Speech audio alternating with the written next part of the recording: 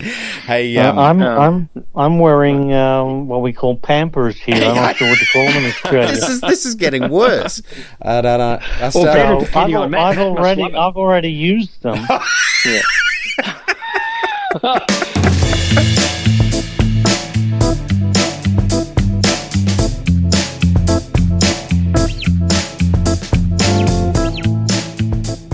Hello, Andrew here from Not an Audiophile Podcast. This is episode 2, season 1, of course, and today we're interviewing Matthew Bond, who is the man behind Tara Labs Cable. He's got a lot to say, and it's all very interesting. Without any further ado.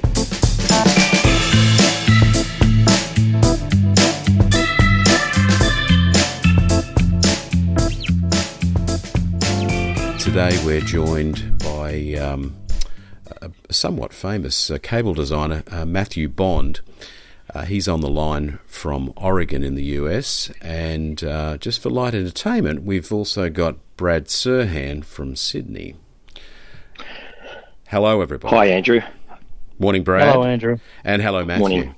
And of course, for Matthew, it's the evening there, I guess, yesterday. That's right. It's yesterday. Yeah. Hey, You'll have to tell me what happens. Well, yeah. Well, I mean, actually, I think looks good for you, Matt. It looks very good for you. Let me tell you. Tomorrow's going to be, yeah. I think in the good old days, and this is a podcast that does obviously involve electronics, so I don't think it's completely out of theme to mention that there's stories at least that back in the day, people were rigging horse races between time zones by using amateur radio or something, I think, so there was no the general public didn't have access to radios, I guess, and they were sending Morse code backwards and forwards between WA and the East Coast or something like that. And Morse code. And, not horse code. Well, it was a horse code, because if you got the right horse code and placed the right bet, you had 2 hours. So anyway. Yeah. Bloody marvellous. Kind of irrelevant. So you're in Oregon, Matthew, and not too far north of the Californian-Oregon border, which, by my reckoning, places you more or less halfway between fantastic Californian wine country and fantastic craft beer, hop-growing Oregon beer-making country. Is that? You're right, Andrew. Yeah, the amount of beer that's up here in terms of the variety and the you're getting me excited. It's amazing. Yeah. I like dark beer myself, porters and such. But we get everything here. It's hard not to go to a restaurant or a cafe now, yes, and find that they're selling 6 or 8 different types of microbrew. Yeah, that's fantastic. And I think we've got a great craft a beer industry in Australia as well, but we're really just copying what America was doing 20 or 30 years ago. But the advantage you guys have over there is the freshness of the hops, which, of course, if you're making an IPA, and maybe if you're making a porter, fresh hops is the go, and of course it doesn't get any fresher because I think it's grown, a lot of it has grown not too far north of where you are. So yes. So yeah, great place to be if you like drink, which I kind of do. But anyhow, we'll go sideways from there. So you started your cable designing business actually in Australia, and you don't sound terribly Australian these days, but what's your history there? Yes, I started in the mid to late 80s in Australia, in Sydney, Australia. Mm-hmm. Met Brad right around that time. So you knew Brad back then? I knew him when he was wearing shorts. Yeah. I'm in shorts now, Matt. Let me tell you. Okay. So the business started in Sydney. Okay. In the mid to late 80s. Then at some point in the few years after that, I had to move to the United States. Okay. Because of a magazine review in Stereophile which had my simple product, the Phase 2 speaker cable, dubbed as being Class A, and beating out Monster, AudioQuest, Kimber, Straight Wire, all of them. Wow. Okay. There were about 15 or 18 brands of speaker cable competing in the review. So that's, of course, amazing, and it obviously was a business breakthrough in its time. But how did you was making the cable and distributing it or selling it in the US? Is that how Stereophile got their hands on it, or did you submit it to them? How did that work?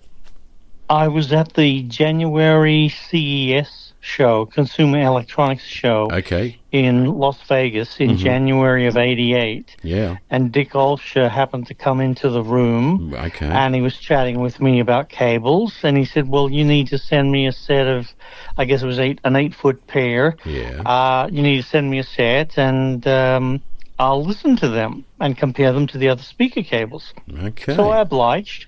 That was about 6 months prior to the review happening. Okay. That's did you think much? I mean, you must have been. I mean, I would have been slightly starstruck, I guess, by even having a conversation with him. But you felt at that point that this trip to the show, to the CES, was worthwhile all of a sudden, I guess, because of that meeting? Yes, I mean, it was fortuitous, but I'd spent many years comparing different wire gauges, wire sizes, and listening to them. And then I was fortunate to get some research material that had been done by the National Bureau of Standards. Okay. And they published something called the DC to AC resistance ratio. This is back in the 30s.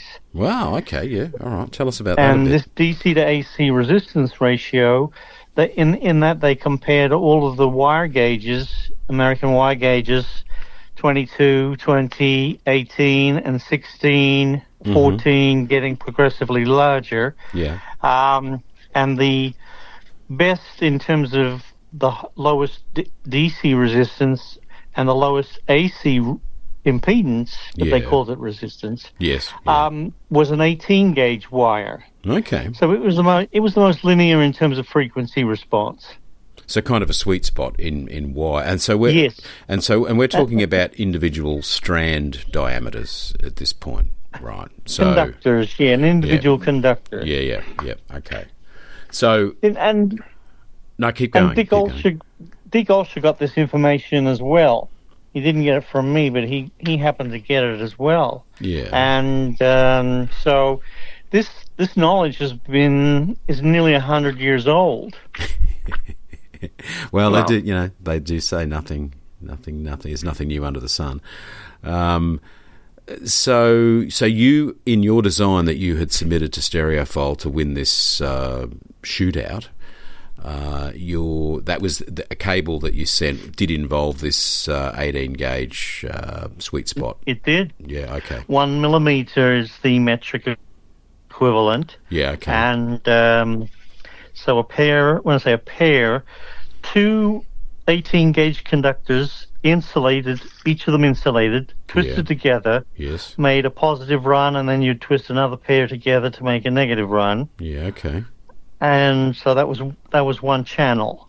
Okay. So in fact, you per cable to run from say the left channel of the amp to the left speaker, the cable run was really just 4 1 mil diameter conductors. Is that the gist of the cable construction? That's it, Andrew. Yes. Wow. Okay. So I mean, some of the simplest ideas are obviously the best. So this was up against, and I'm imagining it was a more affordable option than some of your American-made rivals that were in this Stereophile shootout. Is that absolutely? Yeah. Okay. The cable was regarded as a bargain, and Dick Olsher wrote that it was a bargain at its price.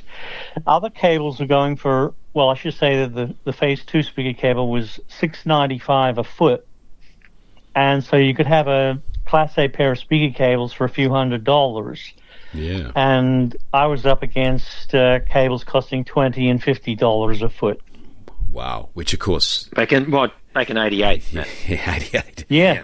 So God knows what that is today. It's it's big bucks, clearly. So yours was super affordable, considering Class A rating by Stereophile.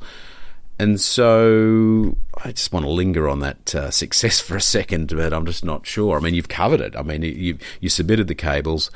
They won the shootout. They were not just the best sounding cables, but the most affordable.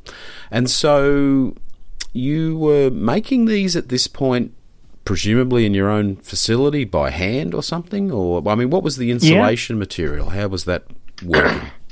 Simple polyethylene. Okay. And when I say simple, a better insulation material than PVC. Mm-hmm. And I didn't know how neutral polyethylene was as compared to Teflon or other dielectric materials, insulation materials. But it's a very good insulation material and a very good dielectric too. Okay. There's other choices, like another good insulation or dielectric material is polypropylene. Yeah. And you'd run some experimentation at this point, or had you mainly concentrated on getting the wire sizing and I guess the composition? So this is I imagine some high purity Australian copper, was it? I hope. Yes, but let me explain a little bit. Sure. I spent years listening to different wire gauges, and the 1 millimeter, the next up is a 17 gauge at 1.14 millimeters, and then above that at about 1.2 is a 16 gauge conductor. The larger you go in conductor sizes, the more high frequency roll off there is. Yeah. So if you wanted a warmer sound than 1 millimeter, you would go for something like 1.2 millimeters. Okay. But I had compared all of these, and the one that sounded the most neutral is 1 millimeter. It just happens to be. And which is a nice, neat size, isn't it? it's amazing, really. Yeah. I mean, it's sort of the basis of the metric system is the best sounding wire gauge size. I listened to a number of things, such as not just wire of different gauges, but wire with and without insulation materials. So I had a very good idea of what insulation material sounded neutral or sounded the least bit of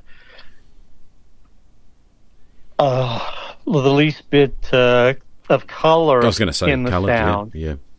Yeah. So in fact, I always wonder about this because I read something somewhere, and I've never really made cables. Maybe some silver interconnects once or something, but based on a bit of hocus pocus internet talk, maybe. Although I think it was pre-internet, so maybe just talk around the campfire. I don't know, but the idea of no insulation at all is slightly intriguing. So did you? I mean, obviously it's tricky to make practical, but did you experiment with like no insulation versus some or whatever practical insulation you need in the real world? And I'm driving at back then, so prior to letting Stereophile hear your current model at that point. Yes. You had. Yeah, I've listened to conductors without insulation, and when I'm not letting them sit around to oxidize. People may be thinking that. Yeah. I'd be listening to raw conductor, spaced about, let me try to convert it to millimeters now, about 6 millimeters apart. Yep. That's about a quarter of an inch. Yep. And then I would listen to the same conductors and with insulation on them. So I was able to determine which insulation sounded the most neutral or colored the sound the least. Yeah, okay. Were there large variations between, what you heard? Was it sort of obvious? No, not. They were subtle. They weren't obvious. Right. PVC actually sounds terrible. it distorts the mid-range. And then materials like polyethylene and polypropylene are the most neutral. And then, of course, you've got Teflon, which can be extruded at a very fine coating, like as thin as human skin, one layer of skin. Wow. That's pretty impressive when you can get wire coated with Teflon at that thickness. And you can safely twist. Well, you're not twisting opposite polarities, though, are you? You're just twisting. No. You twist a pair, and then how far apart would the two twisted pairs be? The negative and positive. But between 3 inches and 6 inches. And here's the funny thing: you think about speaker cable, and you don't think that capacitance matters, but putting the positive and negative runs apart from each other does make a big difference. So capacitance does matter. Well, yeah, so not as much as inductance. That removes any capacitance, having them that far apart, does it? Is that the point, or? No, it doesn't. It doesn't get much better than about 3 inches. I mean, at 3 inches, you could have it. So at about 10, 12 centimeters, it's far enough apart that it doesn't matter anymore. Yeah, okay, yeah, but certainly that distance, the 3 inches, is much better than, say, half an inch or something like that. That's no doubt about it. No doubt about it. Some dealers would use zip ties to put the positive and negative run together. Ooh. I didn't let on. I just let them do what they wanted to do. Yeah, well, they were doing that with their own creation, not with your cables. So did you have your cables separated by a series of spaces or something, or how did you maintain that 3 inch? Well, originally I was using sheets of cardboard and matchsticks and glue to put the... I know. Some Australian-made quality right there. Oh, yeah. It's yeah, mate. I'll huff and puff and I'll blow your house down. I mean, yeah. So, okay. So, that got you where you needed to be, like, consistent 3 inches.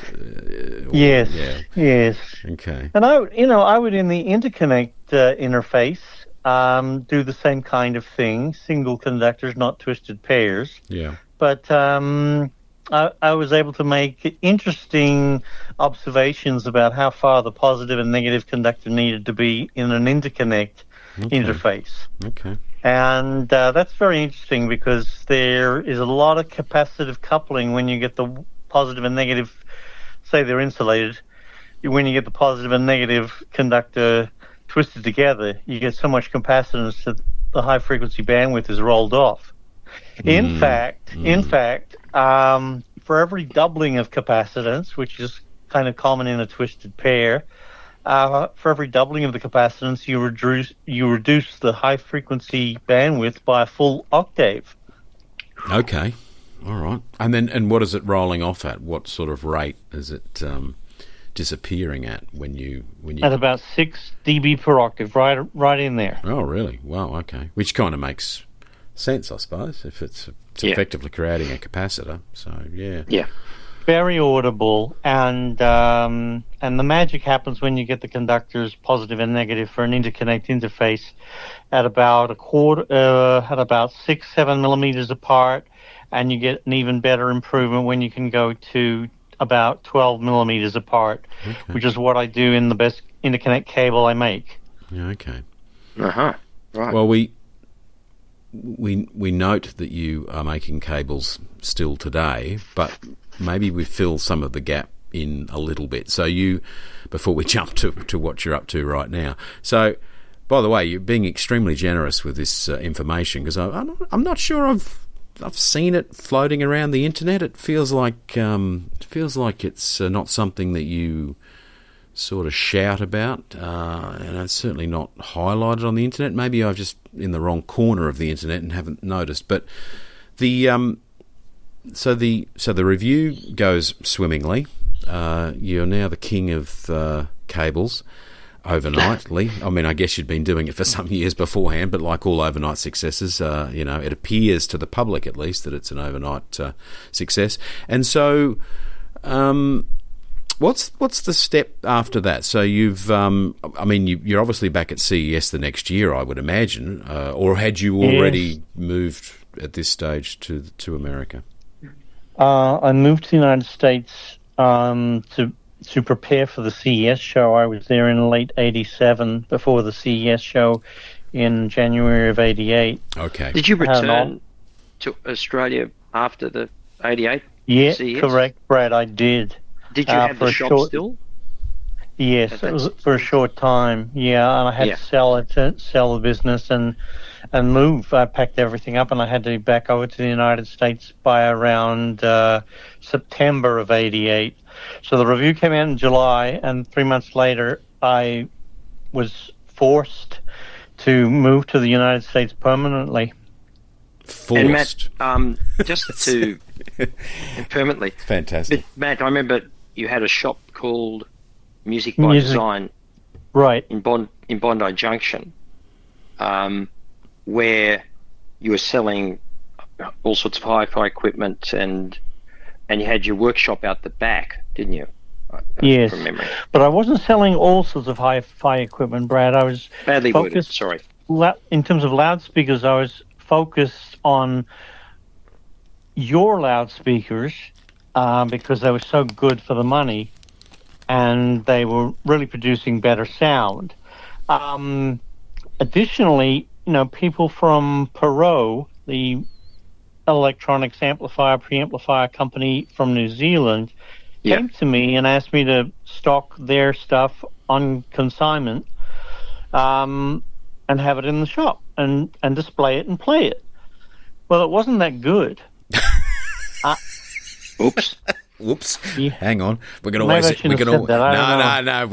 You can absolutely say Matt, that. I mean, it's all right. Are they not in business anymore? They actually are. I mean, this is not going out live, Matthew. You can say whatever you like, and if you go over what we consider to be the edge, then we can always chop it out. But it's called pixelation. Yeah, we can pixelate it, so to speak. But okay. I mean, obviously, I don't know if you remember, because I don't know whether it used to be as bad, but there's a fairly strong still New Zealand versus Australia rivalry, and obviously any opportunity to chuck off at anything Kiwi is always welcomed. So, But to the point about, well, just quickly, Matt was making a point, no doubt about. Oh no, I want to hear. I want to hear about the sound. Yeah, but I was going to say, there was Gary Morrison, who designed Plinius, who was a magnificent designer, wonderful man, and he also designed the Pure Audio amps, and also, there's a few Kiwis that we do admire, like Simon from The Wand, and the Lambert speakers were pretty damn good, weren't they? As well, did you have? Yeah, they were the original Lambert loudspeakers with the poly fabric tweeter. Before Gary went to the ribbon tweeter, right. He had a better sounding range of loudspeakers, which is all that I was selling. So Lambert, a little bit of Richter, some what else Orpheus was there? Sorry. Yeah, sorry. There's Orpheus. Yep, but there was. You also had. Did you have some English stuff? Like, was there Logic turntables as well? Yeah, Logic turntables, Mission electronics, and Mission loudspeakers, which were pretty good. The big pair. Yes. But I think D&M. I never had any D&M product. But there was somebody, a representative, a manufacturer's representative, who wanted me to stock and sell D&M speaker cable. You'll remember him, Brad. I do. Indeed. Okay, so and it just sounded. It was inferior. It was tin-plated copper in a PVC ribbon, basically the stuff that you see inside computers, hooking boards to boards. Yeah, and somewhat well in what you've taught us so far, using probably the worst material. So. But we'll just close the case on the Perot thing. So Perot asked you to have to, as you say, display and play the Pro amplifier line, and you didn't find the sound to be that impressive, as you remember. I recall it was thin and metallic sounding, didn't have any power. There was no drive from the power amplifiers. Yep. The Mission Electronics, called Cyrus, there was a Cyrus 1 and a Cyrus 2. Great amplifiers. They could power the Lamberts or the Missions. Yep. And Brad's loudspeakers, the Orpheus loudspeakers. They would just blow away the Perot electronics. There was nothing I could do. Months later, they called me, or they were calling me on a regular basis, but I finally told them, I said, you've just got to pick the stuff up. It's not going to work for me. Yeah. Oh, that's interesting. That's a good little story. I like that. So you would have... You would have dealt with Ian Bultitude, I guess, for the Cyrus stuff. Was that who you? Do you remember who you were buying? No. The importer at the time was a guy called David Seath.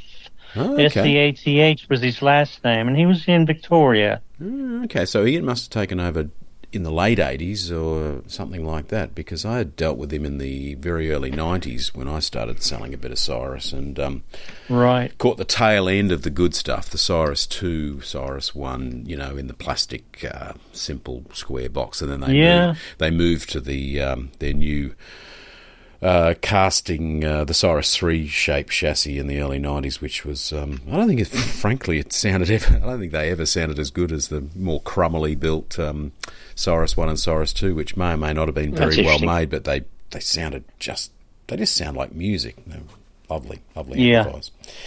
Alrighty, so you had to pack up in a hurry and shuffle off to where the action was, and what was that action? Were you getting orders, or were you getting some kind of manufacturing deal or something? Tell us about that.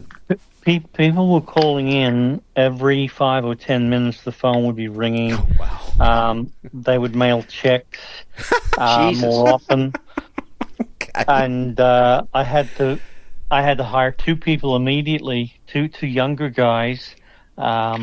Yeah. I can't remember their names, so long ago now, but they would be making up the speaker cables, the Phase 2 speaker cable, and interconnect cables as well.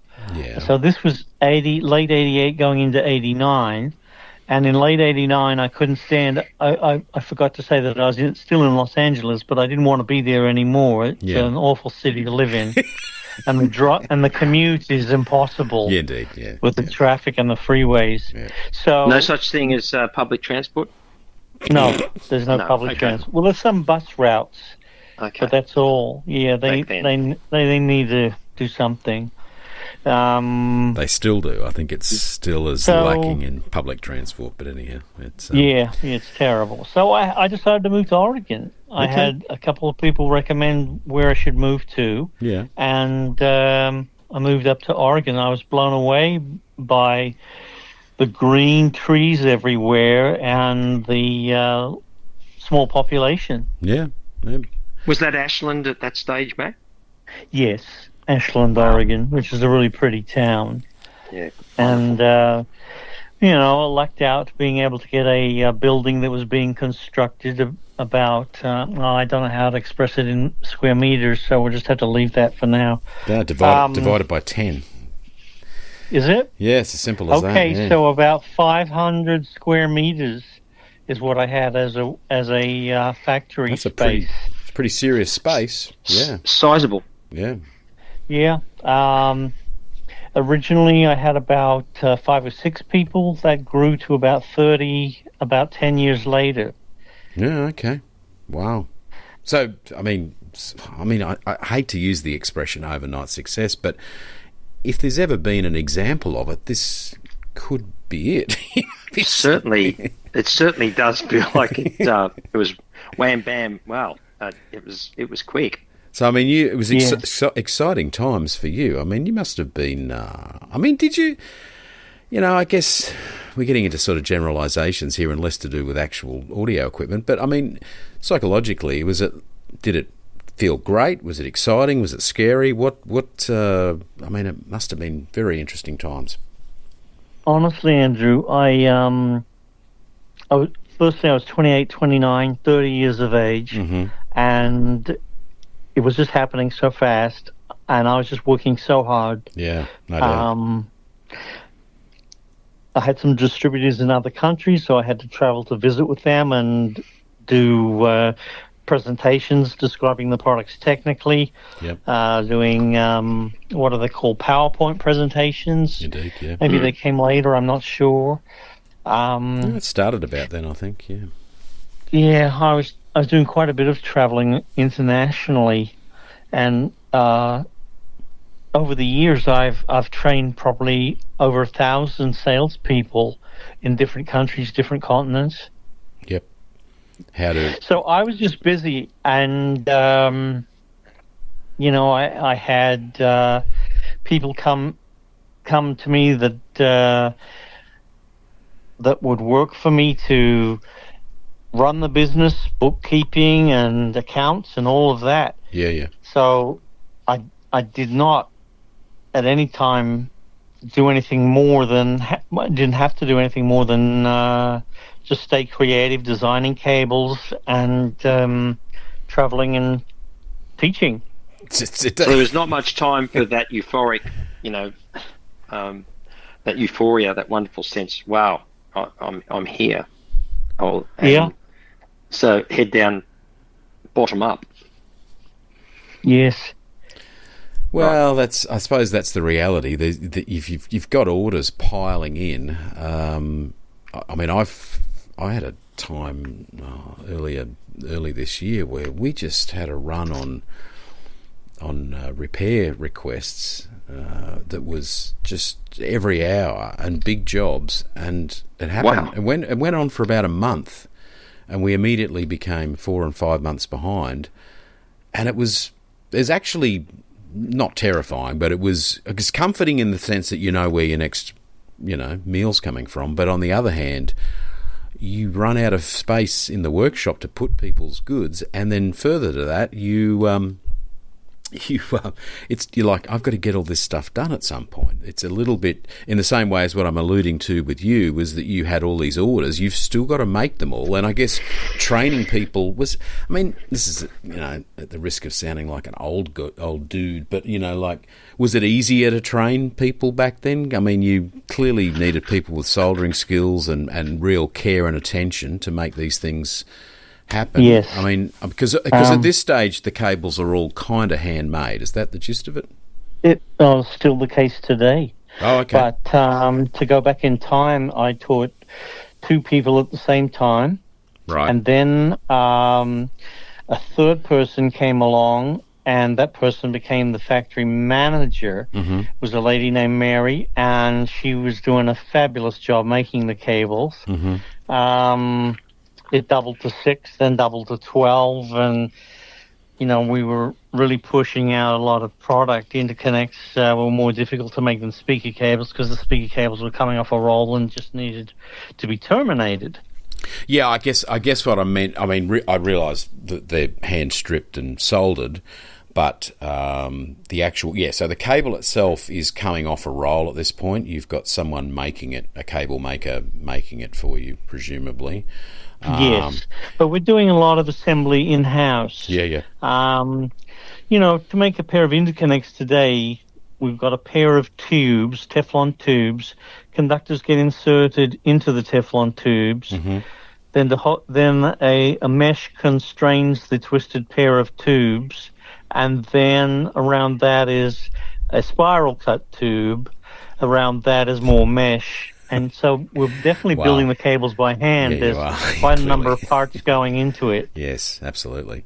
That's incredible. And so I don't know whether it just occurs to me that we haven't possibly mentioned the business name, which was at this stage it was Tara Labs, which is what you had always worked under, in Australia, and then you're then selling, based in Oregon, selling them on a worldwide basis. Tara Labs is an acronym, as I remember, for something, but I can't remember what it is. Can you just illuminate us, please, Matthew? The Awful Resistance Audio. No, but seriously. Seriously, folks. Did it have something to do with time, Matthew? I can't.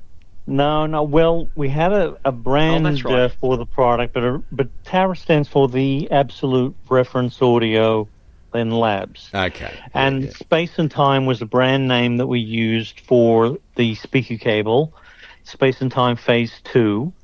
But everything... That's right. Everything later came under the name TARA Labs.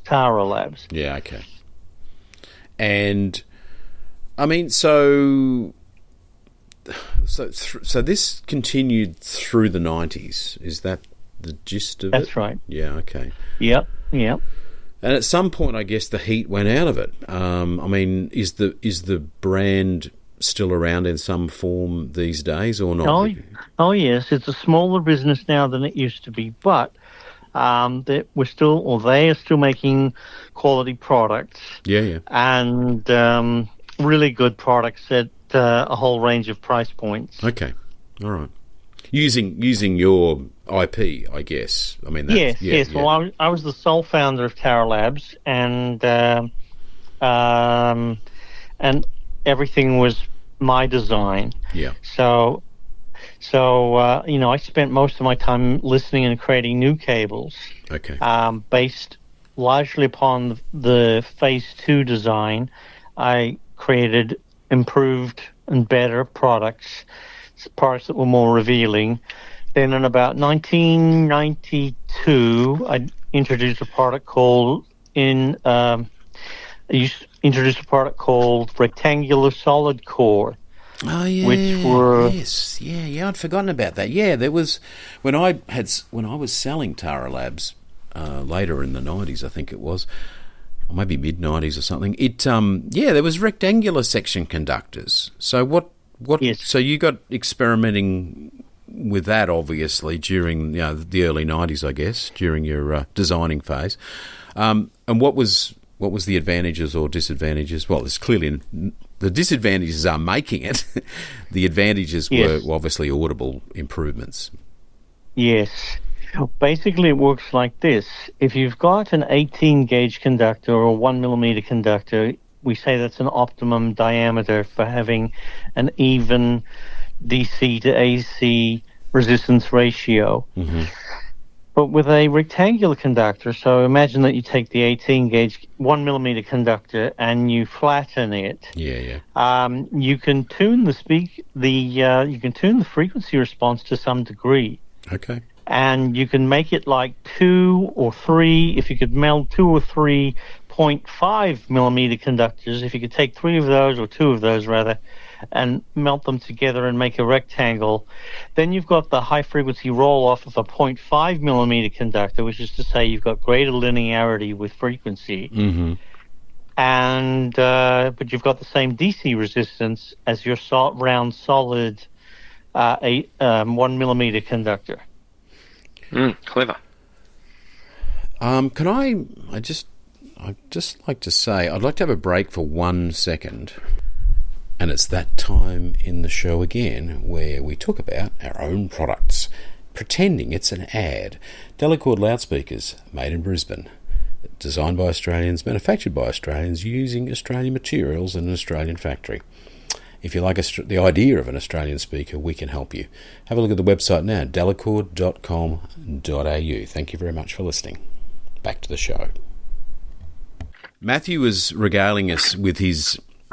In part 1 of today's podcast, he was regaling us with his somewhat amazing story of seemingly overnight success in the cable business. And we were up to, I suppose, sometime in the early 90s when you, I suppose, under a successful regime, could design whatever you want. And you developed the parrot-sounding cables. Who's got the parrot? Someone's got sorry. It's Brad, are you playing with something? No. Polly, what a cracker! I mean, no, I'm not. Seriously, it's from my front window. We have a fair bit of bird life here. There's a few parakeets, crows, magpies. No way. Okay, it sounds like. And kookaburras. And if the kookaburras start well, it'll be worth having on the show. Yeah, but, absolutely. Okay, yeah, that's impressive. My apologies. No, that's fine. So you, Matthew, you had or were working on or had, well, and you ultimately launched the rectangular. I guess all cables extruded to some degree. I mean, how do you make a rectangular conductor? How's that work? It's extruded, and they start with a round conductor, large round conductor, and then it's fed into something that melts the cable or softens it. Okay. And then it goes through a die, and that die makes it, shapes it. Yeah, okay.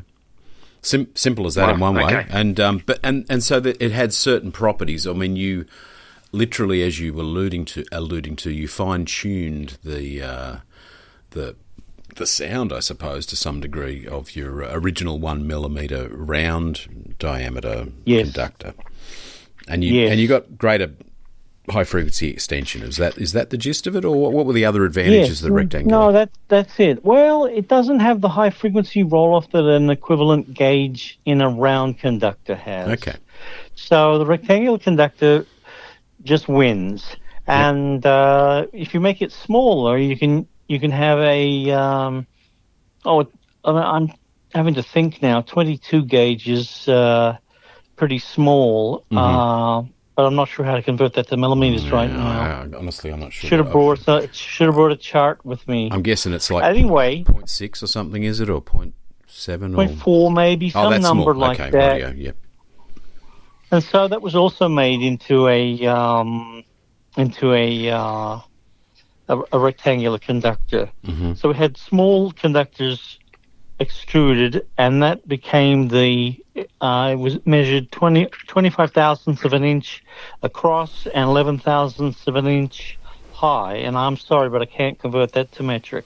It's about point. So this is about 0.5 by 0.25 or something like that. Is that? How many thou was it? Was it 10? 25 thousandths across. I think there's 44. Is that a millimeter? 44 thou. I think a mil is 44 or 41 thou. I think from memory. Oh, you're right, Andrew. That's correct. Yep. Oh, you're learning, 40 Matthew. thou. Oh, I'm always right.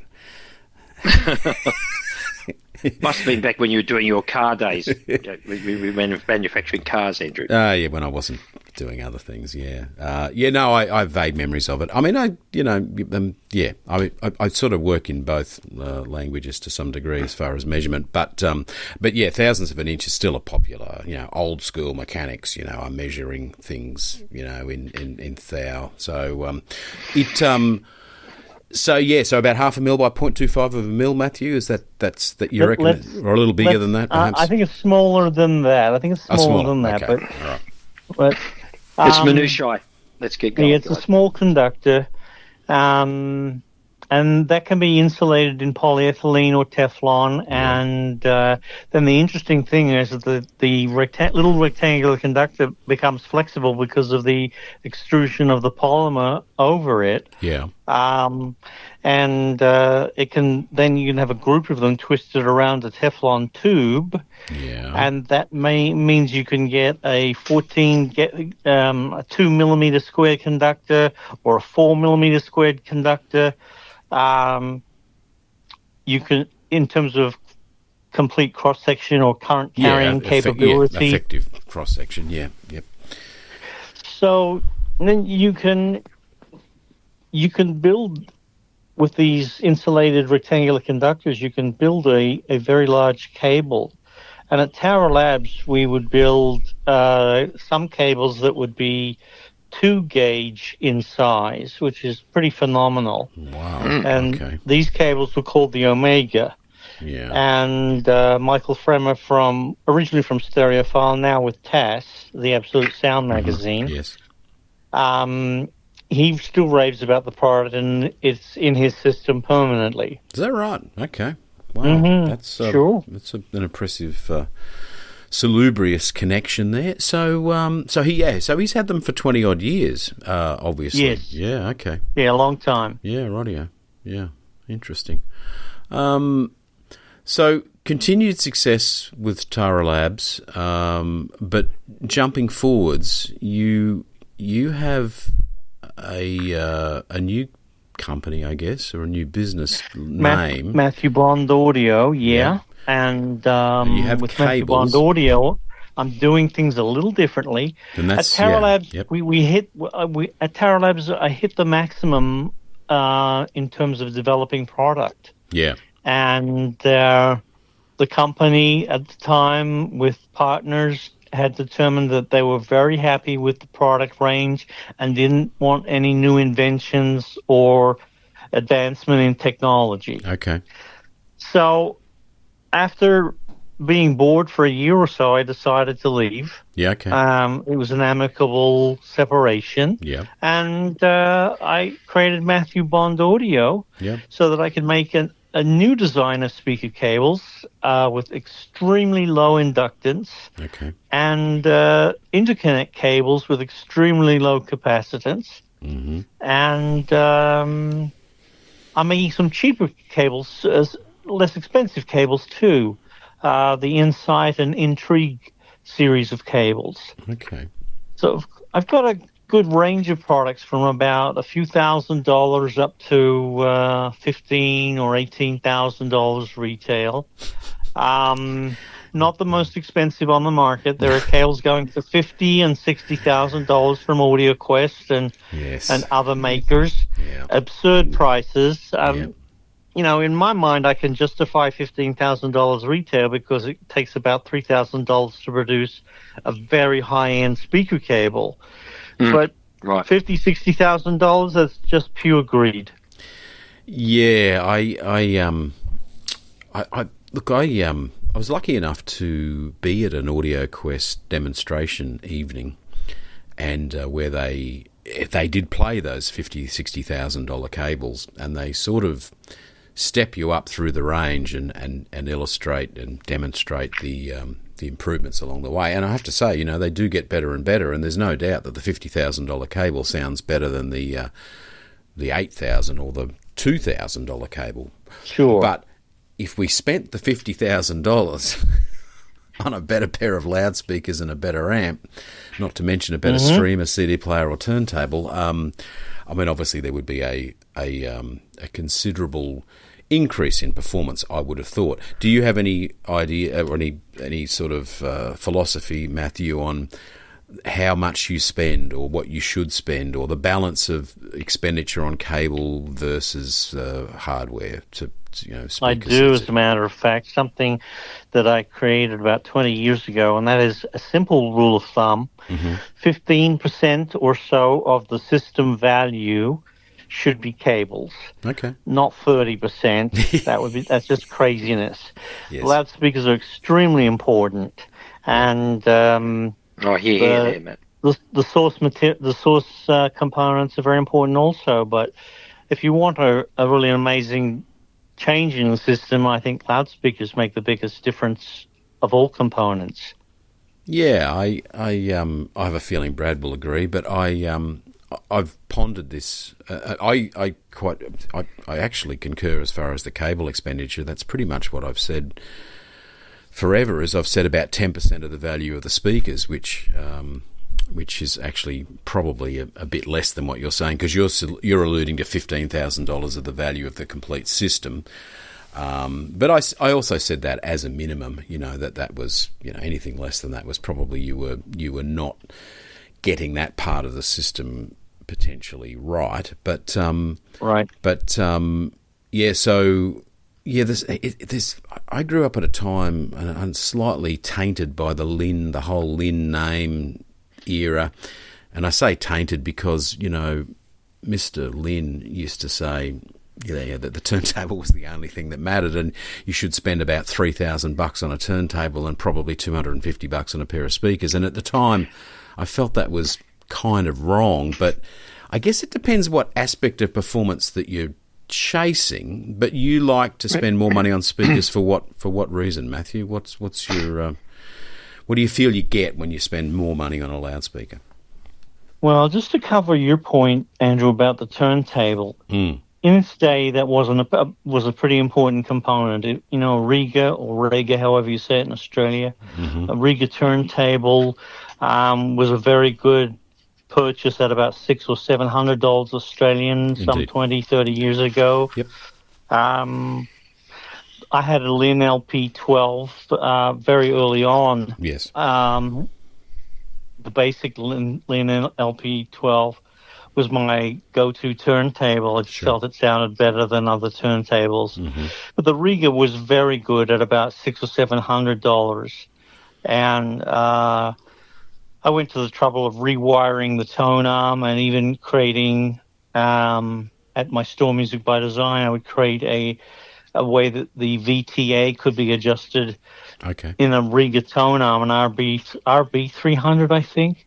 Yeah, that was the original one, yeah. Yep. Yeah.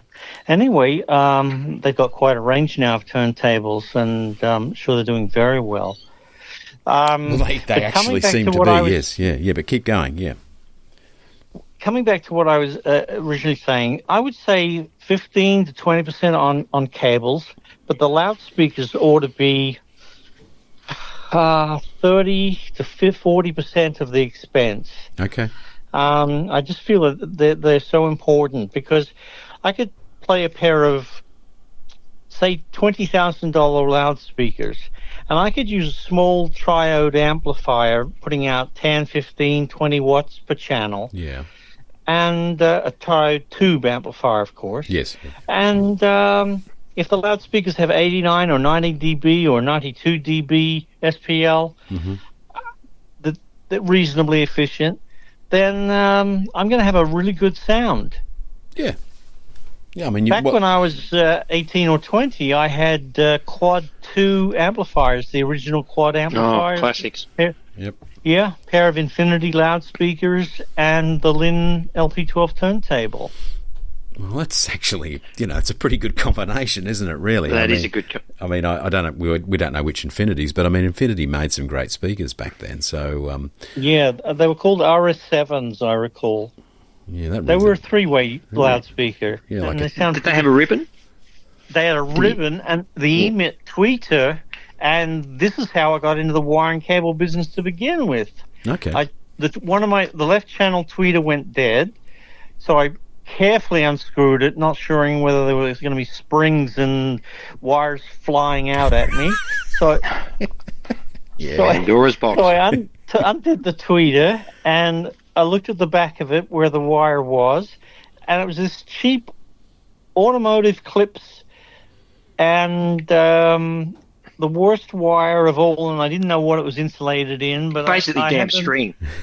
Yeah, I had the notion, the idea that the wire was really bad. Yeah. So, I've been messing around with wire, and I rewired the Infinity loudspeakers, both channels, got the new emit tweeter, and the change or the improvement was absolutely stunning. Okay. Wow. And so that was the catalyst, in a way, for you to propel. It was the catalyst. Yeah, it really was, Brad. It was the penicillin moment, if you like. It was, because... So I thought, I have to really get into making speaker cables and interconnect cables and all of this. And at the same time, Monster Cable was out with a product called Powerline 2. And I foolishly got a set of those, brought them home, and they sounded god-awful. You foolishly got a set. In the nicest possible way. Did you connect them up to the Pro gear just so they could feel at home? No. The Pro now is magnificent, so to be fair, yeah.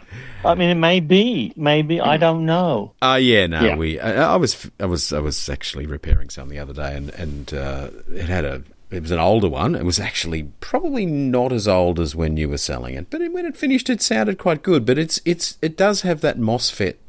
It was a power amp. It does have that kind of MOSFET, slightly soft sound, and I think I know what you mean with the lack of drive, is that they don't seem to have as much, don't have that bipolar transistor grip in the bass that obviously a name amplifier absolutely has. So they do have quite an easy sound, which I guess is, if that's not what you want, it's not going to be to your taste. And they don't sound like that anymore. Of course, the newer ones are actually.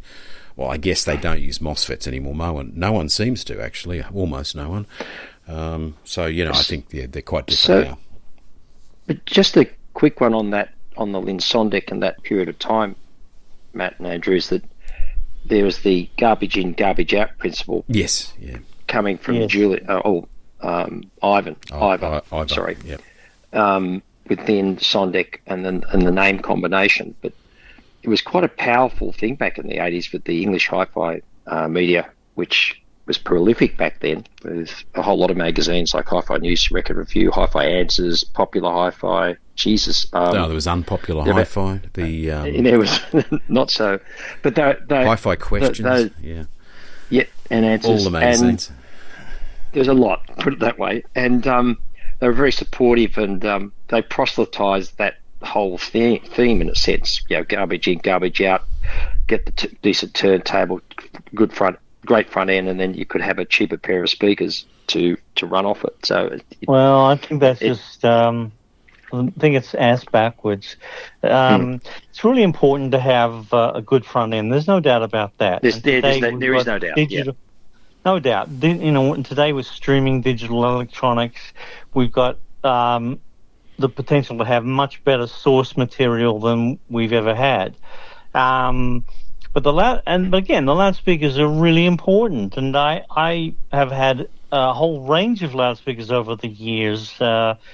Electrostatics, ribbons, Magnapans, Sound Labs. Gee, that's quite an array.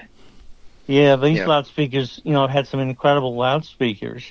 But I guess what Brad is making now, and Andrew, I don't know what you're making. I would love to hear a pair of your loudspeakers at some point. Well, thank you. They're probably the one that we are probably the most proud of, because it's the better product, is in fact an active loudspeaker. So it sort of rules out some of the half of your product range, because we don't need any speaker cable. But yeah, in fact, just to jump sideways, do you come to Australia anymore? Do you get out here much? What's the situation there? Well, my parents unfortunately have passed away. Yeah. So I don't have a reason to come down there. Yep. I try to get back there about once every 2 or 3 years. Oh, okay, so pretty. And it's wonderful getting there. You arrive at about 6:30, 7 a.m. in Sydney and force yourself to get through the whole day without falling asleep. Indeed, yeah. And I love getting a meat pie and sausage roll and all the good maggot bag, as they're called. What are they called? They're called a maggot bag and a coffin. The sausage roll's called a coffin. Coffin and a maggot bag. We don't. Yeah, that's a New South Wales thing. It's not. What do you have it? No, yeah. Well, I don't know. We just have pies and sausage rolls, but try not to eat them too much. But they are yummy. It is and weird fish that and chips. Yeah, and I think we do fish and chips. Fish and trips, properly. Not to say that America doesn't, but I'm bloody sure England doesn't. I mean, England might make the most magnificent amplifiers and speakers, or at least they think they do, but I tell you what they can't do is fish and chips, and yet they're supposed to be renowned for it. I know we're going sideways again. Is that right? I hate their fish and chips. Yeah, he's right. It's overly battered, overly fat, soft, gooey, bloody the worst. The worst. Flaccid chips. Oh, is there anything worse than a flaccid Placido Domingo chips? Wow. So yeah, do you think when you fly in, Matthew, and agree with me that when you fly into Sydney, at least, it's flying into the most magnificent looking city from the air in the world? It's stunning to have the left-hand window seat as they fly in towards Mascot, and you look out the window and you've got the Harbour Bridge and the Opera House. Yeah, absolutely. It's on a nice day, on a crisp sight. morning, yeah. It's in the harbour the harbour and just the beaches and just if it's, and I guess I've done it more actually coming from the US, I think, back to here, and I mean it's San Francisco, obviously, which you're not too far away from. I mean, obviously 5 hours or so away or whatever. You go there from time to time, I guess. But, I mean, it is a magnificent harbour as well, but it's so often shrouded in fog and mist and what have you. A mystery fog. Yeah, whereas Sydney, it's bright and shiny. And, I mean, the light in this country is so, well, you could say it was harsh, but it's very bright colours, and of course the vivid northern hemisphere in many areas not so much. So, although it ages the shit out of us. Oh God, yeah, it doesn't do our skin any good. So, UV, yeah. So we've so you've got your new business, you've got your new designs, and the new designs are somewhat using new ideas. So, and I see that on the website you've got like I don't know if braided is the correct term, but you've got a cable that appears to be a mass of conductors, and they're interwoven to some degree. Can you tell us, Matthew? Obviously, that's a different thought process than your previous cables. Well, we're talking there about inductance and the speaker cable. Mm-hmm. It's important to have positive and negative conductors close together to lower the inductance. Yeah. Hopefully to a point where the loudspeaker and the amplifier are coupled with the electrically shortest amount of cable possible. Mm-hmm. So we're trying to take the cable out of the interface by lowering the inductance to a point where it's not audible to the listener. Yes. And just explain that a little bit. The electrical current or the signal flowing in the conductor from the amplifier creates an electromagnetic wave, and the wave travels through and around the conductor. And as you guys probably know, this electromagnetic wave induces a current that flows in the opposite direction, and that opposing current impedes the flow of the wanted signal. Yeah. And this force is known as back EMF. Yep. In a speaker cable, it's important to make the inductance as low as possible to reduce the back EMF. Mm-hmm. And so there's a sense of pace and that's cleanliness. That's what happens in the design that you see on the website, Andrew. Yeah, okay, yep. Right, okay. And what do you feel, Matthew, is is there a key obviously audible, but a key audio quality benefit related to much lower inductance? Absolutely. It is as if there is no speaker cable in the interface. Okay. So the best way to compare that is to have an amplifier behind the loudspeaker with a short, like 1 foot pair of simple cables. Yeah. Compared to a longer shed, and you really hear the difference. In your loudspeakers, Andrew, where you're going active, you've got a short piece of speaker cable going from the amplifier to the drivers. Indeed. And that's the best possible interface. I support active loudspeakers. I understand why you would do it. There are, without active amplification, without active loudspeakers, you've got the challenge of finding a set of speaker cables that sound good. Yeah. And the problem for me is that there are too many what I call cocktail cables out there. A mix of materials in some cases, copper, silver, platinum, I don't know. They just make up this stuff. And, it sounds different. So, we don't have in the lexicon of audio words, we don't have something that reviewers I found and cable manufacturers definitely don't know the basics of audio cable design. And a lot of this can come down to measuring the capacitance and the inductance, assuming that the resistance is low enough. Yeah. So we're not talking about cables that are, in one case made of carbon fiber and being so resistive that the signal can't flow from the one component to the other. Who did that? Well, that's. Am I allowed to say? I'm not. Well, no. we can always bleep it out if we feel that it's an issue. Yeah, no, okay. And it's that time in the show again where we talk about our own products, pretending it's an ad. Delacord loudspeakers, made in Brisbane, designed by Australians, manufactured by Australians, using Australian materials in an Australian factory. If you like the idea of an Australian speaker, we can help you. Have a look at the website now, delacord.com.au. Thank you very much for listening. Back to the show.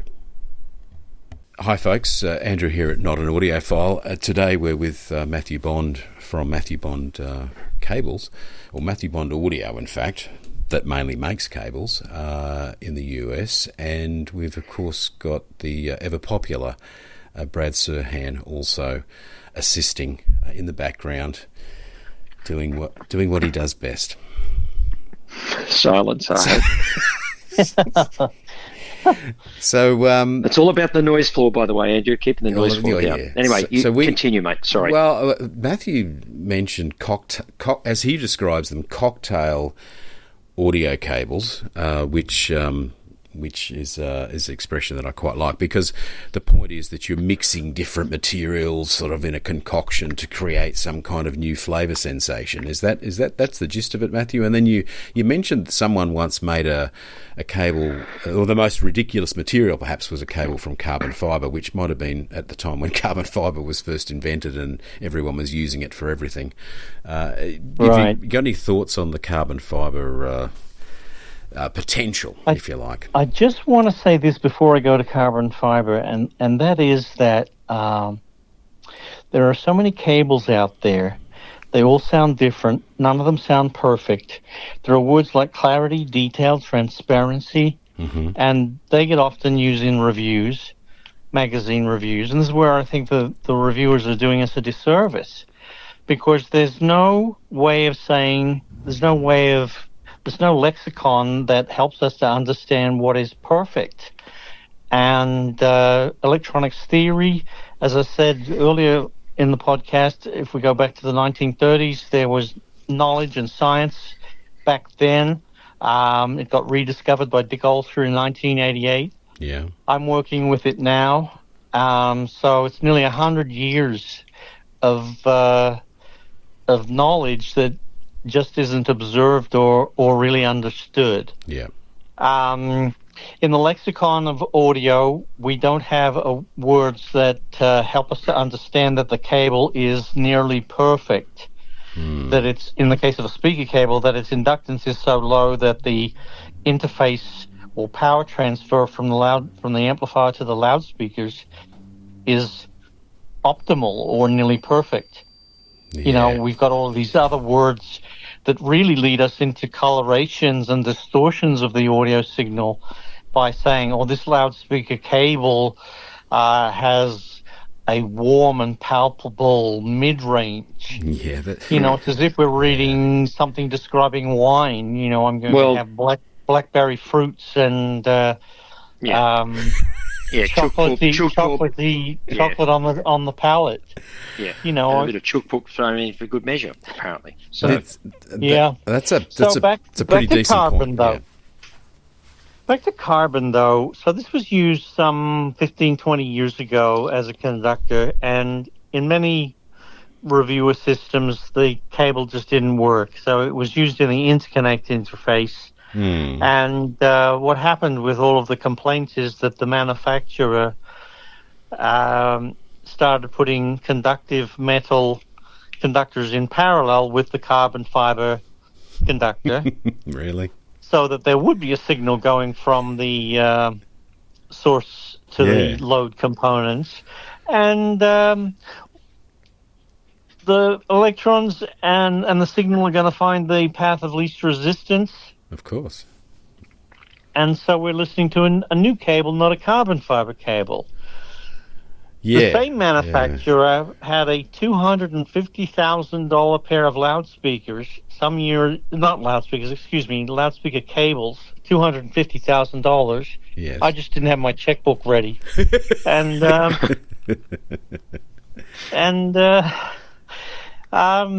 He firstly claimed that there was no resistance in the cable, and I'll explain why. He used a tank of liquid nitrogen purged into tubes, inside which were the conductors. Yeah.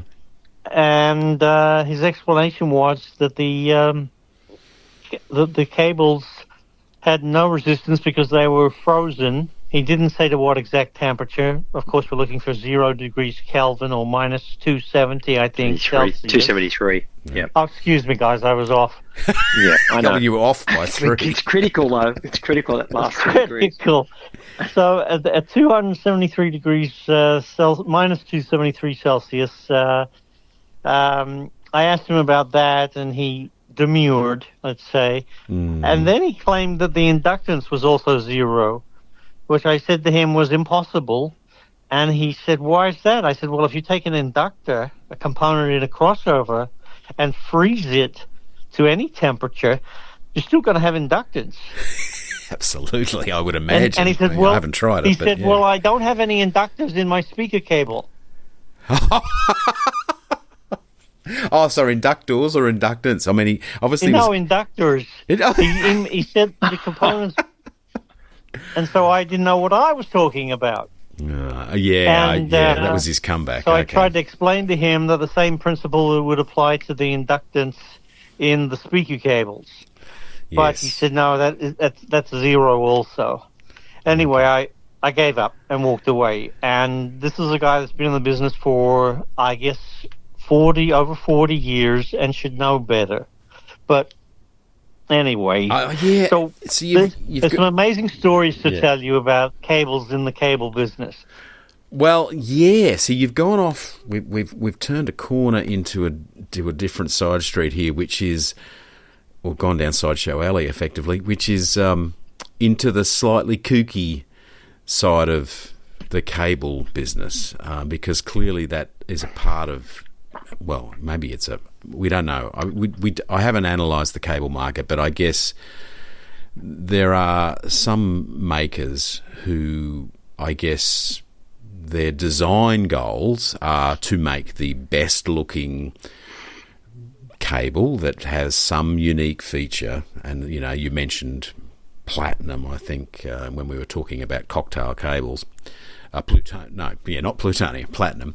I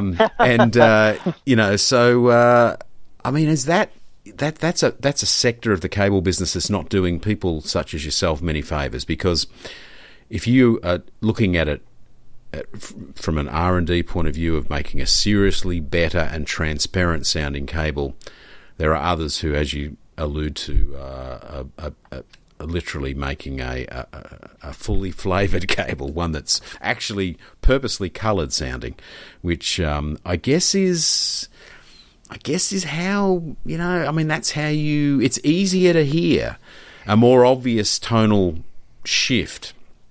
And, there's the brand of cable that I think you might have been alluding to is certainly a cable that you can plug many of their models into your system and go, oh, well, that's made a difference, because they certainly had an obvious character. But and there's others I can think of. I don't know what you think of. There's a few different versions of this style of cable. The very, very flat ribbon style speaker cables. Have you got any thoughts on those, Matthew, as to whether that's all show, or is there some function to those cables? Well, now we're going to touch upon non-uniform current versus frequency distribution in the cable. Okay. What that means is that the conductors that are at the center, one positive, one negative, are coupling capacitively, the inductance being lower in that pair of positive and negative conductors. And then we've got more conductors moving to the outside of the ribbon cable, and they have obviously lower capacitance but higher inductance. Okay. So it's a screwed up cable, and okay, and it's not delivering what I would call something close to perfect in terms of signal transmission or current versus frequency. Yeah. See, here's the thing. It's interesting, isn't it? That the better the cable genuinely is, the the less actual sound, of course, it has of its own, would you say? I mean, it's because, I mean, it's like amplifiers that don't have a lot of character, and I can think of one in particular that, I mean, people say, you know, the ideal amplifier is a straight wire with gain, but people hate those amplifiers. They want some particularly sweet sounding tube amp or some incredibly highly detailed and somewhat, to my ear, bright, nasty sounding transistor amp. They want an amp with character, it seems, when in reality, you know, in the good, you know, the theoretical, hope is that you have this amplifier that has no sound quality. It just literally makes the signal big enough to drive a loudspeaker. Is that what your cables were doing, and your current ones? Yes, Andrew. My goal is to produce a cable that is absolutely neutral. Yeah. And absolutely having no electrical or electrical colorations, distortion in the interface. Yep. The amplifiers that you mentioned, you know, are not unlike listening to different cables. Yeah. But the goal, in my view, should be to have a system that recreates a live musical event. So maybe it's a small recording in a studio, but it's been mic'd and mastered particularly well.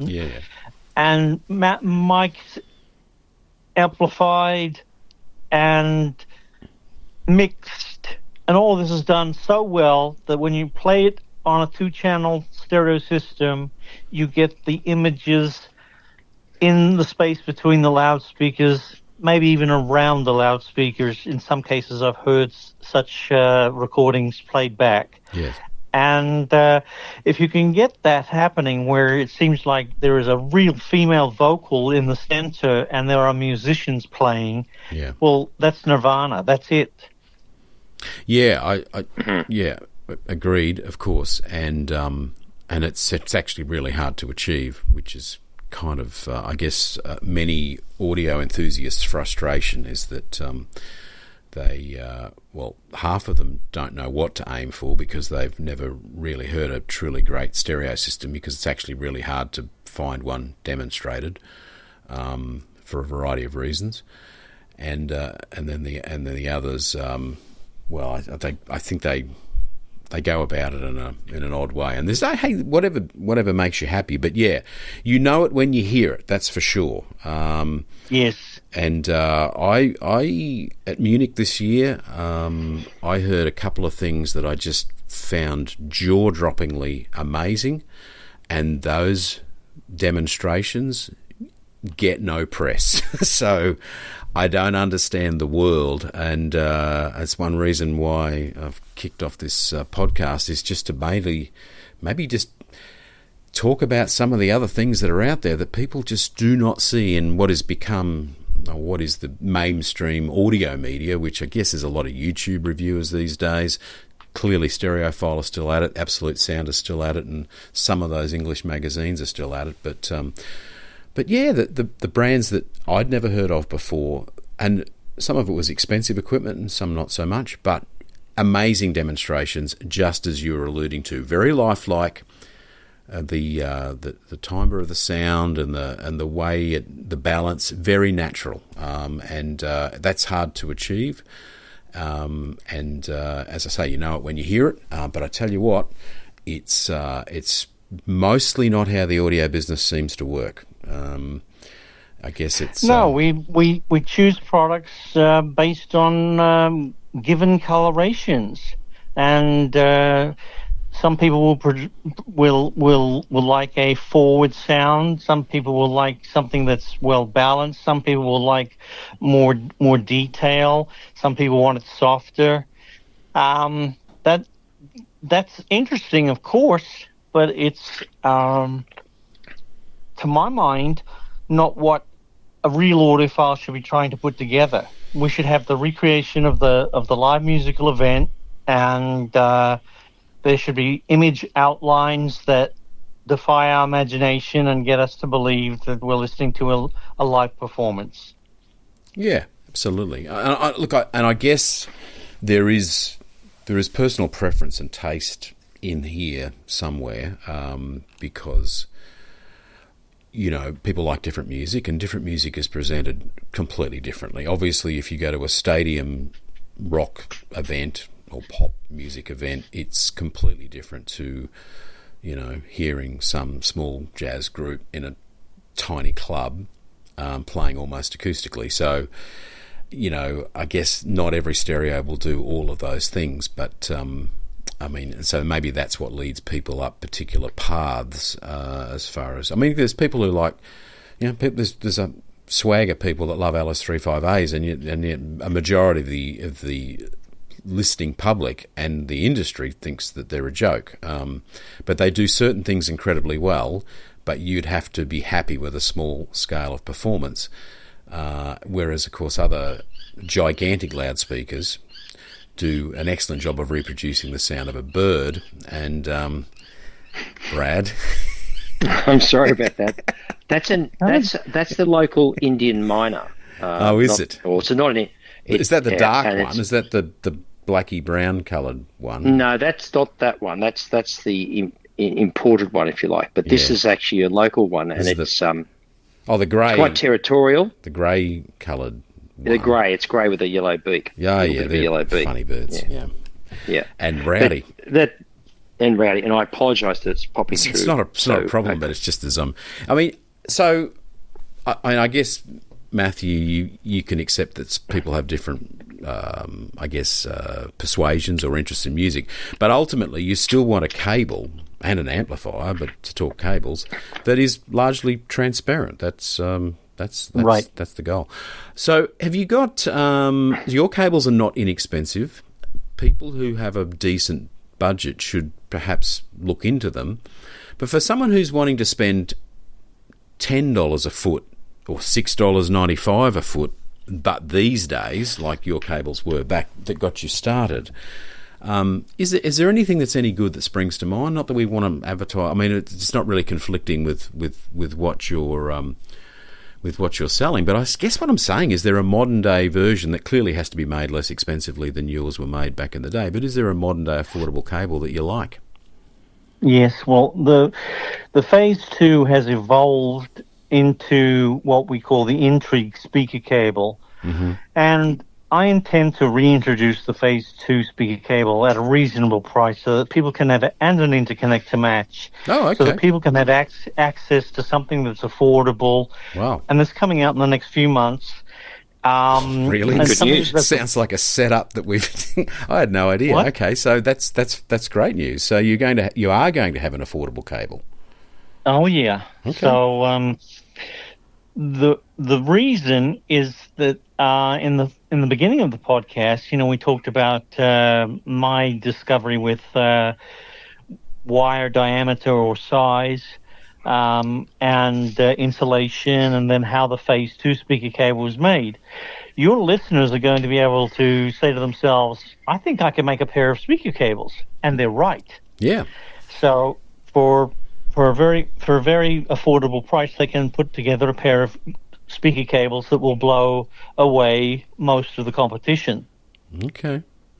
But for those that are less handy, you're going to make it for them. We will be developing a reintroduction of the Phase 2 and a matching interconnect.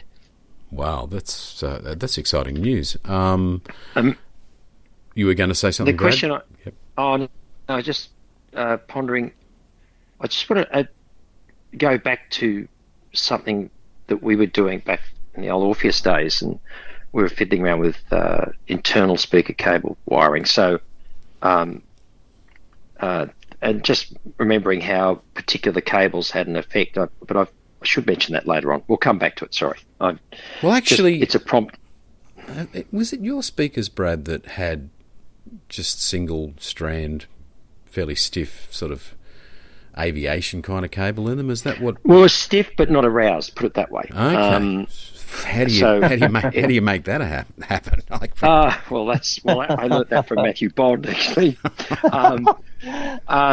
No, but in all seriousness, I'm so glad, because when you mentioned the fact that you're reintroducing a cheaper cable, more accessible in a sense for a lot of people, it reminded me of the days when I was wiring with from the early days. I was using some of Matthew's solid core.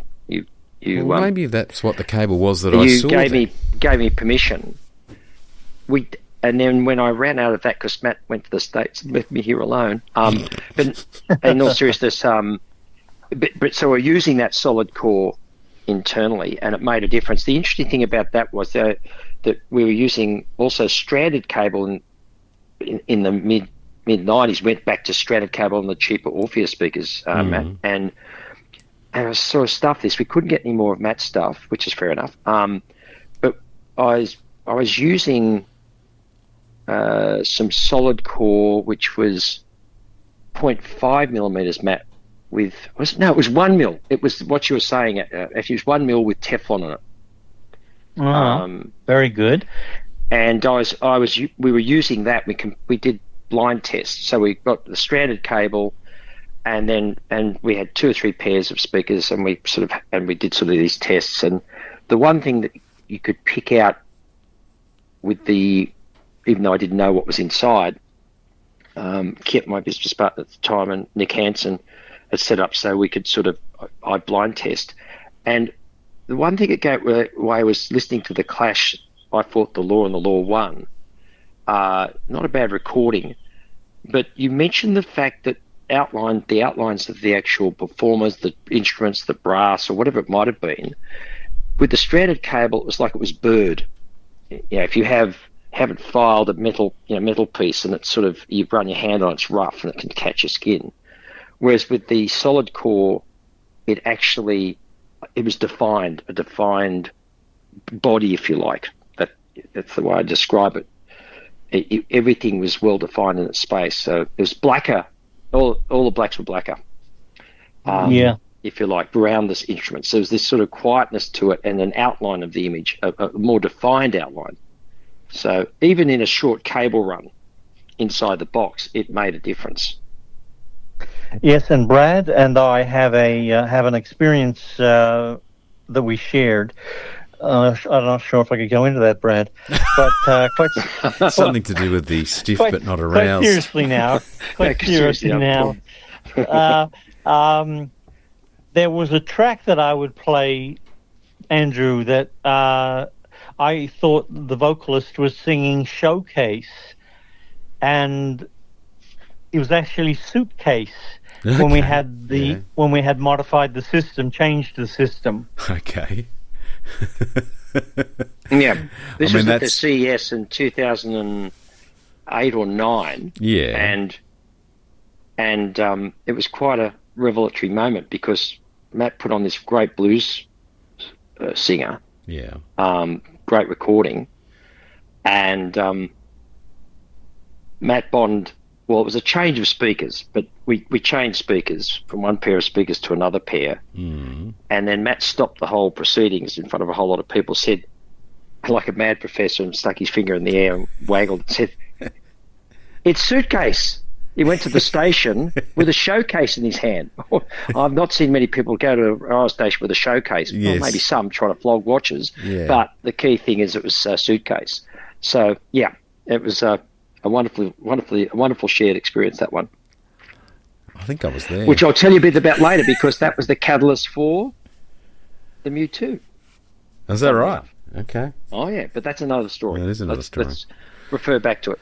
Okay, well, just to close that, we probably might wrap today up because I think we've all done very well, as a TV show once used as a catchphrase. I think that was "you've all done very well." But anyhow, the point is that so this single-stranded cable, Brad, that you were using, did it have white insulation on it? Is that? Yeah, it did. It was it was a Phillips cable which had Teflon, and it was 1 mil diameter. And Matt had passed the 1 millimeter diameter theory on to me. Yeah. In a sense, we were using his cable internally. Yes. And then when I ran out of, actually very quick, stuff it, we've got time, we can cut it out. So Matt, I was using your cable internally for quite a while, and then I ran out. You were in the States and all that sort of stuff. And I got another solid core, and it must have had a different insulation on it, whatever. But we bung it in the Orpheus Minotaurs, and a mate of mine, Fred Schneering, who owned a pair of Minotaurs, he was testing them. I can't quite remember. He said they sound shit. He just was straight to the point. They don't sound right. Okay. And I realised, oh God, that was a different solid core manufacturer. So I had some leftover stuff from UMAT, and basically rewired it and restored it back to its glory. So even solid cores, oils ain't oils, and solid cores ain't solid cores. Oh, there you go. Okay, all right. So it might have been the insulation, as Matt was saying. Well, on that front, we probably didn't cover, and we will maybe make this the final point, because I feel like, Matthew, that we'd love to have you back at some point in the near future, because I'll come back to my point about copper purity is my question, but good one to ask, Andrew. Yeah, but before we come back to that, I do want to wrap up also on your new cable, which is great news. So that's, you said perhaps out in the next few months, something like that? Yes. I've already got the interconnect product produced. Okay. And it sounds wonderful. And here in the States, it's going to retail for about $1,200. Mm-hmm. But I'm going to be sure that we have price parity in Australia, so it's going to be available to Australian audiophiles before the end of the year. Yeah, okay. That is right. December 2024. Yeah, rightio. Oh, good news. So not far away, and so the speaker cable, similar price point, do you think, or a little bit higher, about $1,500 Australian for a pair. And I don't know whether these numbers are high or low. I just know that that's what we can sell them for in Australia.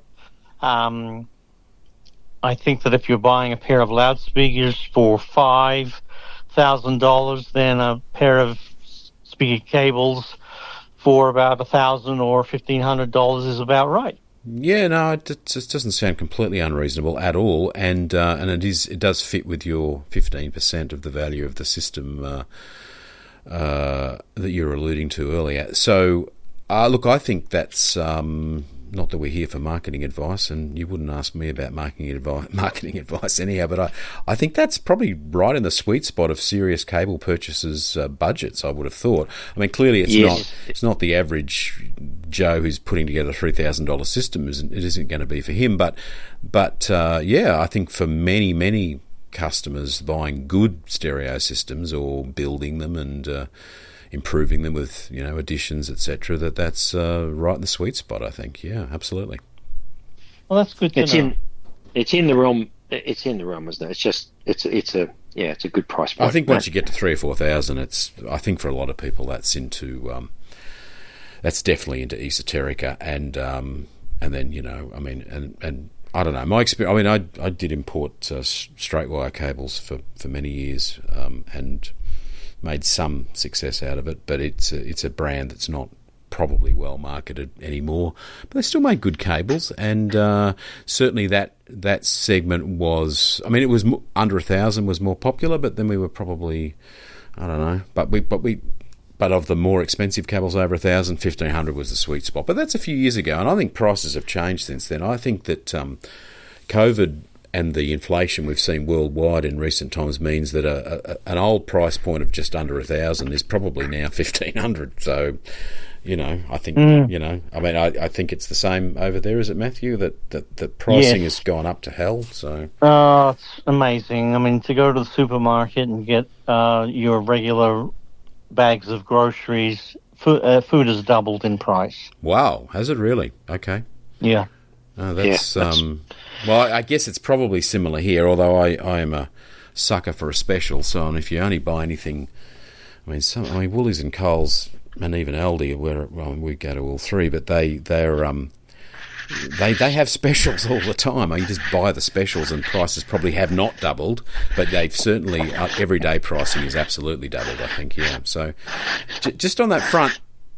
Fuel pricing in America has gone through the roof, hasn't it? It used to have the cheapest fuel in the world almost, except for Saudi Arabia. But how much is a gallon of gas these days? What's What kind of octane? Well, how about the good octane? If you had a proper car, like a interesting car that needed, in Australian terms, we'd say 98, which over there I think is a lower number, but you know, one of the more expensive petrols, not diesel, actual. I can tell you, $4 a gallon for Supreme. For Supreme, okay. Supreme.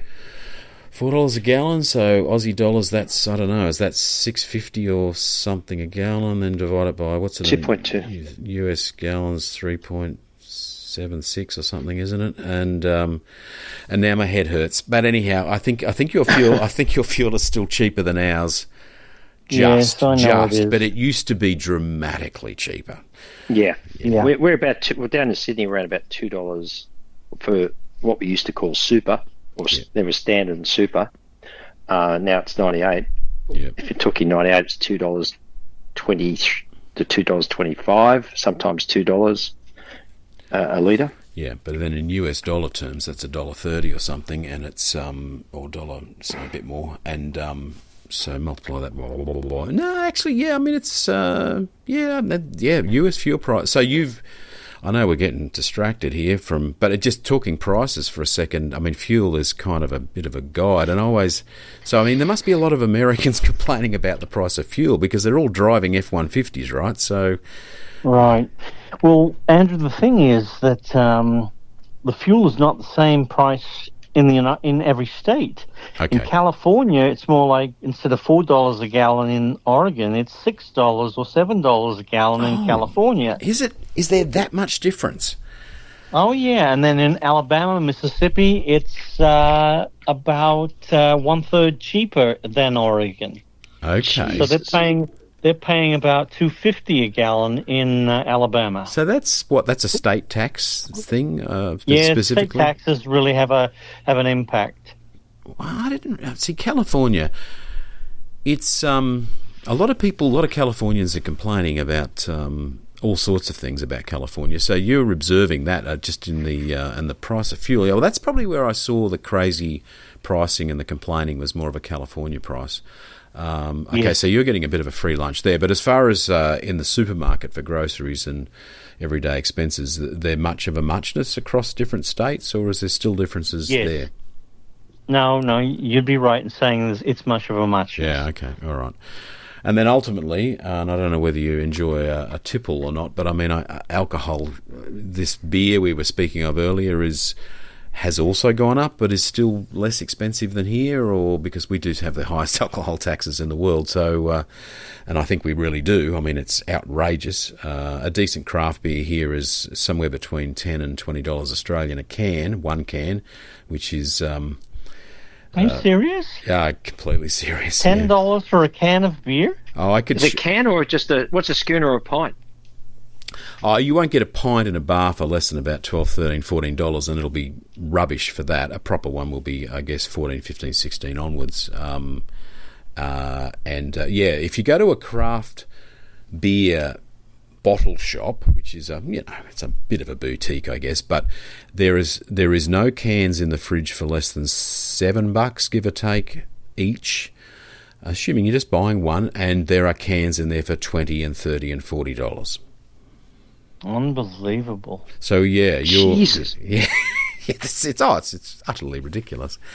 So yeah, if you want to buy a beer from Oregon in Australia in a craft beer shop, it will be between $15 and $30 a can. It'll be a pint, an American pint, but so a decent sized can. What's interesting is that I'm not a drinker. I'm not much of a drinker. No, I'm not a drinker, but I'm thinking about the fact that sort of Oregon beer that you're talking about. Now, with food, you can have slow degustation, but you can't have slow degustation with beer because it just go flat. So, Jesus, you just got to. You can sit on it for a while, but yeah, I mean, really, 20 minutes is, but in 20 minutes it's done. I guess it's lost its mojo a bit, but that's a lot of money, isn't it? So do you buy much local craft beer, Matthew, at all? And if you do you know what the pricing is? I'm not much of a drinker, but I know that I can get a schooner size or a pint of beer or craft beer for around $6-7. Yeah. Okay. Yeah. In a restaurant or in a bar. Yes. In a restaurant or a bar. So it's a bit cheaper. And then is that including, are you tipping on top of that as well, or you'd be tipping on top of that, and the regular tip is 15%. Yeah. So, right. It's not a long way cheaper than here, but the world is a more expensive place. And so, getting back to speaker cable, your speaker cables, I think at those and your interconnect at those sort of prices are probably on the money, I think. The interconnect, well, a lot of people don't need an analog interconnect anymore, but the speaker cable they still need, and I think that's, I think you might have some success with that. So we would love to get you back on the show to have you tell us more about that new cable, I think, when that's something that's finalised, or you've got some imagery of it, or it's out there in the field, or, what have you. So, I'd like to speak again, and I'm sure there's some other cable theory stuff that you could enlighten us with as well. I'd love to. Love to come back? That'd be great. Well, I want to thank Matthew Bond today from Matthew Bond Audio, formerly Tara Lab Cables, a pretty well-known brand, and I think in the 90s, which I suppose is a while ago now, but, it was a big deal. We've heard his great story of somewhat initial overnight success. I mean, amazing overnight success, and then still, at it still today, as we all are. And thank you, Brad, for dropping in with a bit of extra input, and for that matter, organising getting Matthew on the phone, so to speak. No, my pleasure, Andrew, and thank you, Matt, for joining us.